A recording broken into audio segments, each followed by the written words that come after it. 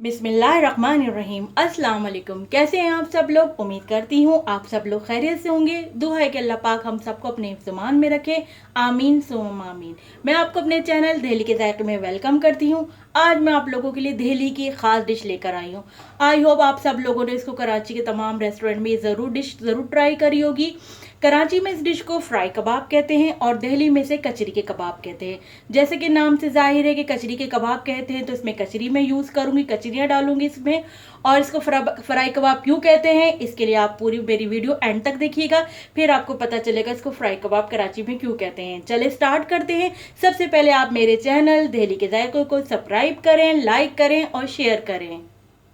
चलें स्टार्ट करते हैं। सबसे पहले हम कीमे को मैरिनेट करेंगे। मैरिनेट करने के लिए जो मैंने स्पाइस ली वो आपको बता दूं, ये 8 से 10 अदद लाल साबुत मिर्चें हैं, 1 टेबल स्पून सफ़ेद ज़ीरा है, 3 से 4 लौंगे हैं, 2 हरी इलायची हैं और 8 से 10 दाने काली मिर्चें हैं और ये एक दालचीनी का टुकड़ा है और ये जायफल और जवतरी है। ये जायफल और जवतरी मैं थोड़ी सी यूज़ करूँगी, इस वक्त मेरे पास ज़्यादा क्वान्टिटी में है लेकिन मैं इसको थोड़ा सा यूज़ करूँगी। और ये 2 टेबल स्पून भुने हुए चने हैं। इन सबको पहले मैं फ्राई पैन में रोस्ट करूंगी, उसके बाद मैं ग्राइंड करूंगी इनको।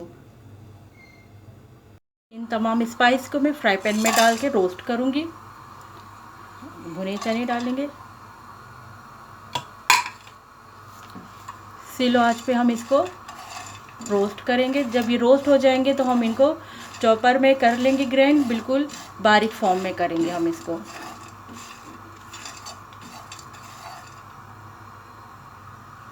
ये हो गए हैं, इसको हमने कर लिया है रोस्ट। अब हम इसको ठंडा होने के लिए रख देंगे, फिर हम इसको चॉपर में करेंगे। ये दही 1 पाव है, इसको हम अच्छी तरह विस्क की मदद से फेंट लेंगे।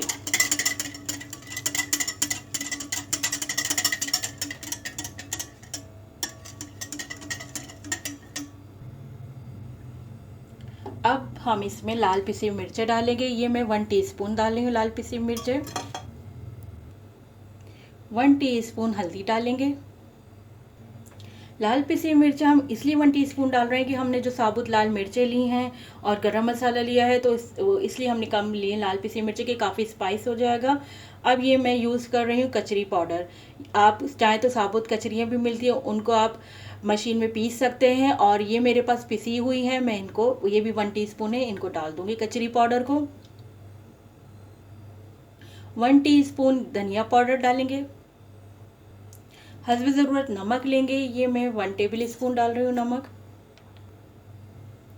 ये 1 टेबल स्पून भरकर मैंने लिया है लहसुन अदरक का पेस्ट, ये डालेंगे इसमें। कच्चा पपीता डालेंगे, 2 से 3 टेबल स्पून है कच्चा पपीता डालेंगे इसमें। जो हमने रोस्ट करी थी तमाम स्पाइस को, उनको हमने पीस लिया है बारीक फॉर्म में। अब हम इन सबको भी इसमें डाल देंगे दही में। अब इन तमाम चीज़ों को हम दही में अच्छी तरह मिक्स करेंगे।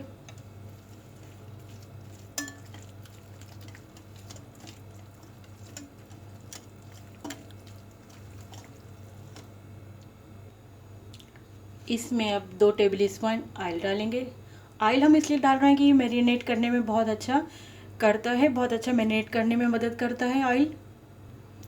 ऑयल को भी हम इसमें मिक्स कर लेंगे।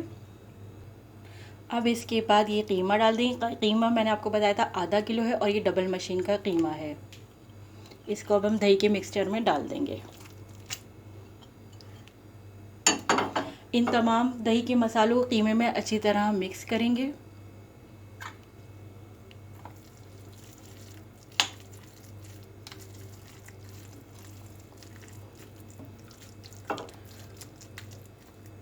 इसको अच्छी तरह मिक्स करने के बाद फिर हम इसको मैरिनेट करने के लिए तमाम स्पाइस को दही में मैंने और कीमे में अच्छी तरह इन तमाम चीज़ों को मिक्स कर लिया है। अब इसको हम 3 से 4 घंटे के लिए मैरिनेट करने रखेंगे। आप चाहें तो इसको ओवरनाइट भी मैरिनेट करके रख सकते हैं, मगर मैं इसको 3 से 4 घंटे के लिए मैरिनेट करूँगी।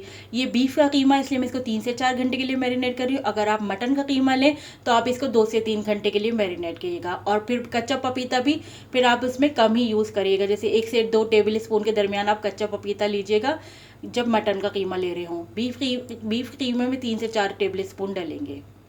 चलिए हम इसको मैरिनेट करते हैं। मैरिनेट करने के लिए मैंने इसको रख दिया है 3 से 4 घंटे के लिए, लेकिन अब मैं इसमें कोयले का धुआं दूंगी। हम इसमें कोयले का धुआं देंगे।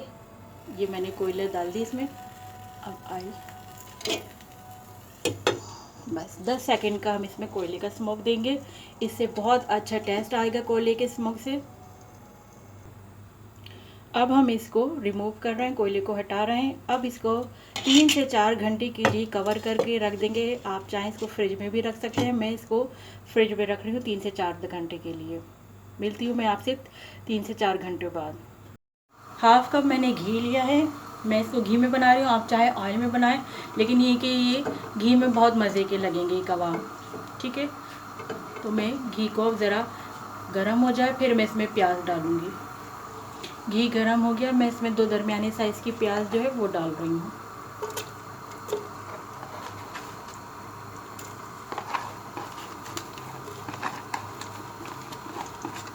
प्याज को हम गोल्डन फ्राई होने तक ब्राउन करेंगे, एक अच्छा सा कलर देंगे।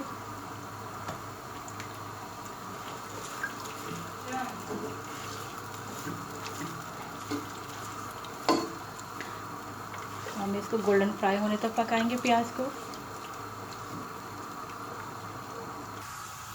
प्याज का एक कलर अच्छा सा गोल्डन ब्राउन सा कलर आ गया है। अब मैं इसमें मैरिनेट किया हुआ कीमा डाल रही हूँ। इसको मैंने तकरीबन 3 घंटे मैरिनेट करा था। कीमे को हम अच्छी तरह प्याज में और घी में फ्राई करते रहेंगे, इस तरह पकाते रहेंगे और साथ साथ भूनते भी रहेंगे। अच्छी तरह मिक्स कर लेंगे इस सबको।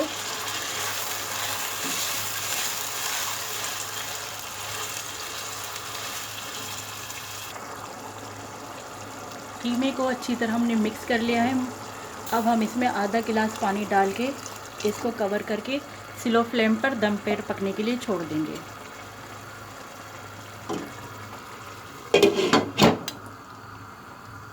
आधे घंटे के लिए मैंने इसको दम पे रख दिया है, फिर हम आधे घंटे बाद मैं आपको दिखाती हूँ।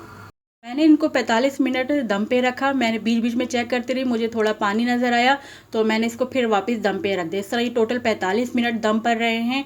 फिर मैंने अब ये लिड हटा के, आप देख रहे हैं माशाल्लाह क्या ज़बरदस्त लग रहे हैं शक्ल से ही। लेकिन मैंने इसमें अब बटर डाल दिया है।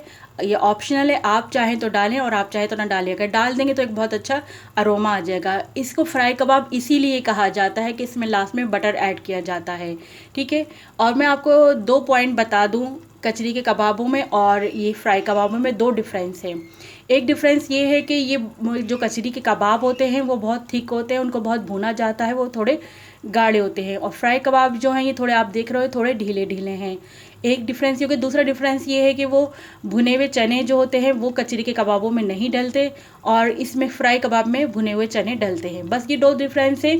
सेम प्रोसेस है बिल्कुल, आप चाहें तो जिस तरह भी बनाना चाहें बना सकते हैं, जो भी आपको अच्छा लगे। ये आपकी चॉइस है। मैंने आपको दोनों डिफरेंस बता दिए हैं कचरी के कबाबों में, फ्राई कबाब में। अब मैं आपको इसको सर्विंग प्लेट में निकाल के दिखाती हूँ। मैंने इसको 45 मिनट कवर करके रखा था और मैं बीच बीच में चेक करती रहती, मुझे थोड़ा पानी नज़र आया इसलिए मैंने फिर इसको इसी तरह दम पे ही रखा। 45 मिनट तक तकरीबन ये दम पे रहा है। अब मैं इसकी लिड हटा के आपको दिखाती हूँ। वाह माशाल्लाह ज़बरदस्त, आप लोग देख रहे हैं, देखने में ही कितना ज़बरदस्त नज़र आ रहा है ये कबाब। और अब लास्ट में मैं इसमें जो डालूँगी, जिसकी वजह से इसको फ्राई कबाब कहते हैं, वो है मक्खन। मक्खन की वजह से इसको फ्राई कबाब कहा जाता है। ये मैं मक्खन डाल रही हूँ।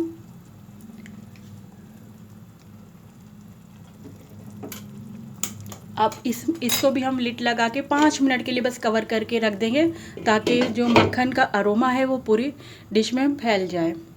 ये ऑप्शनल है, आप चाहें तो बटर डालें, चाहे तो मक्खन ना डालें। और इसके लिए अलावा मैं आपको एक और बात बता दूं, डबल मशीन का कीमा होना बहुत ज़रूरी है इन कबाबों के लिए। मेरे पास ये एक